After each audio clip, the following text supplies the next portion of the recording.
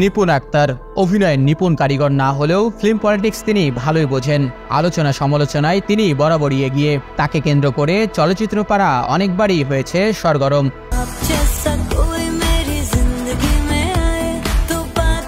নিপুণ সর্বপ্রথম সমালোচিত হন চলচ্চিত্র শিল্পী সমিতির নির্বাচনে অংশ নিয়ে। ক্ষমতার দাপট দেখিয়ে নির্বাচনের ফল ঘুরিয়ে দেওয়ার অভিযোগ ওঠে তার বিরুদ্ধে, বিশেষ করে 2022 সালে। সেবারে শিল্পী সমিতির নির্বাচনে সাধারণ সম্পাদক পদে প্রাথমিক ভোট গণনায় জয়ী হন জায়েদ খান, কিন্তু এই ফল মেনে নেননি নিপুণ। সাধারণ সম্পাদক পদে তিনিও ছিলেন প্রার্থী। পরে আদালতের শরণাপন্ন হন। আদালতের নির্দেশে শিল্পী সমিতির চেয়ারে বসেন এই অভিনেত্রী।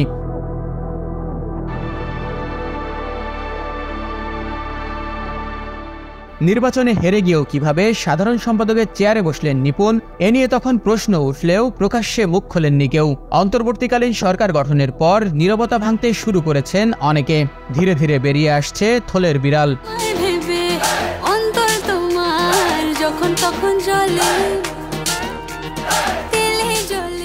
জানা যায় শিল্পী সমিতিতে নিপুণের দাপটের পেছনে একজন রাজনীতিকের প্রভাব ছিল।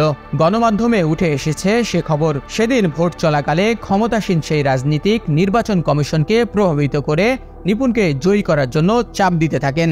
একের পর এক আসতে থাকে ফোন। এদের মধ্যে অন্যতম আওয়ামী লীগের সভাপতি মণ্ডলীর সদস্য শেখ ফজলুল করিম সেলিম।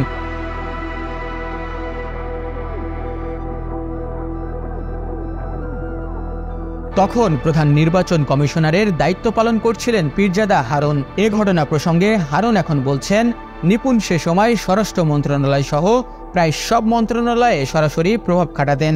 নানাভাবে ম্যানেজ করার চেষ্টা করেছেন, কিন্তু আমি সাই দেইনি, সরাসরি না বলে দিয়েছি। হারুনের দাবি, প্রভাবশালী মহলকে দিয়ে ফোন করিয়ে নিপুণ ব্যর্থ হওয়ার পরই আদালতের শরণাপন্ন হন।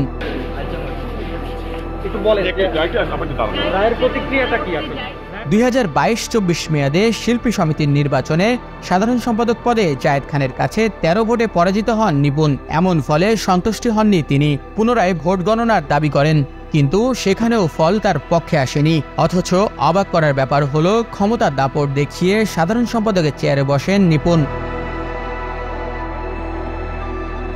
2024-26 সালের নির্বাচনেও হেরে যান এই অভিনেত্রী। এবার তার উল্টো রূপ। নির্বাচনের ফল মেনে নিয়ে বিজয়ীদের ফুলের মালা পরিয়ে অভিনন্দন জানান তিনি। চলচ্চিত্র সংশ্লিষ্টরা ধরেই নিয়েছিলেন নিপুণের মতি ফিরেছে, কিন্তু সবাইকে অবাক করে দিয়ে 25 দিন পর নির্বাচিত কমিটির কার্যক্রম স্থগিত চেয়ে হাইকোর্টে রিট করেন তিনি। তবে এবার আর বেশি সুবিধা করতে পারেননি।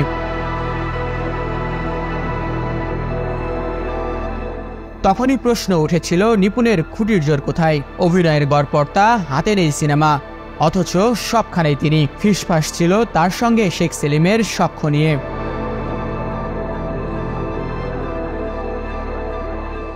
2008 সালে আওয়ামী লীগ সরকার ক্ষমতায় এলে রাজনৈতিক অঙ্গনে চলাফেরা বাড়তে থাকে নিপুণের। সেই সময়ই মূলত নিপুণের সাথে পরিচয় ঘটে শেখ সেলিমের। নিপুণের পারিবারিক অনেক অনুষ্ঠানেই হাজির হতে দেখা যায় দাপুটে এই নেতাকে। এমনকি 2012 সালে বনানীর অভিজাত এলাকায় নিপুণের পার্লার উদ্বোধন করতেও হাজির হয়েছিলেন শেখ সেলিম। দেশে রাজনীতির ছক উল্টে গেছে, অথচ 5 আগস্টের আগেও নিপুণকে দেখা গেছে সেই রাজনৈতিক নেতার ছত্রছায়ায় বিভিন্ন কর্মকাণ্ডে অংশ নিতে। রাজনৈতিক পালাবদলের সাথে সাথে গা ঢাকা দিয়েছেন নিপুণ। ভক্ত থেকে চলচ্চিত্র সংশ্লিষ্টরা সবাই খুঁজছেন তাকে। লাখ টাকার প্রশ্ন এখন, কোথায় আছেন নিপুণ? শাহিন শুভ, রাইজিং বিডি। দেশ বিদেশের সর্বশেষ সংবাদ সবার আগে জানতে ক্লিক করুন risingBD.com। প্রতি মুহূর্তের খবর অনলাইনে।